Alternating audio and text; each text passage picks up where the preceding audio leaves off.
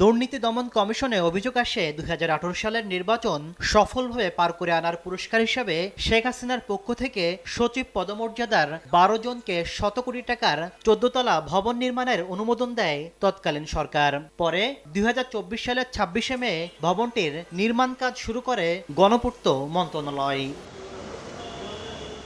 গণঅভ্যুত্থান পরবর্তী সময়ে ঘটনাটি দৃশ্যপটে এলে অভিযান চালিয়ে প্রাথমিক সত্যতা খুঁজে পায় দুদক। নির্মাণাধীন ২৩টি ফ্ল্যাটের ১২টি পাওয়ার কথা ছিল দুদকের আলোচিত সাবেক কমিশনার মোজাম্মেল হক খান ও জহুরুল হক সহ ১২ সচিব পদমর্যাদার কর্মকর্তা। গত বছর গণপূর্ত মন্ত্রণালয় এ বরাদ্দ বাতিলও করে।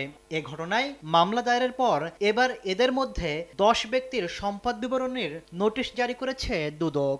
এই অভিযোগ সংশ্লিষ্ট ১০ জন ব্যক্তির সম্পদ বিবরণী জারির যে প্রক্রিয়া তা চলমান রয়েছে। তারা নির্দিষ্ট যে টাইম ফ্রেম আছে এর ভিতরে তাদের সম্পদ বিবরণী জারি করতে হবে, অন্যথায় দুর্নীতি দমন কমিশন আইন ও বিধি অনুযায়ী প্রয়োজনীয় ব্যবস্থা নেওয়া হবে। এদিকে অবৈধ উপায়ে সিঙ্গাপুরে ১,৬৮,০০,০০,০০০ টাকা পাচারের মামলায় আল আরাফা ইসলামী ব্যাংকের চেয়ারম্যান বদিউর রহমানের নথিপত্র তলব করেছে সংস্থাটি। প্রায় ১,৬৮,০০,০০০ টাকা পাচারের একটি মামলা চলমান রয়েছে এবং এই মামলার সুষ্ঠু তদন্তের স্বার্থে রেকর্ডপত্র চেয়ে তার বরাবর একটি পত্র প্রেরণ করা হয়েছে। ৮ বছর আগে দায়ের হওয়া মামলায় বলা হয় বদিউর রহমান সিঙ্গাপুরে প্রতিষ্ঠান খুলে অর্থ পাচার করেন। তাসনিম তৌহিদ, সময় সংবাদ, ঢাকা।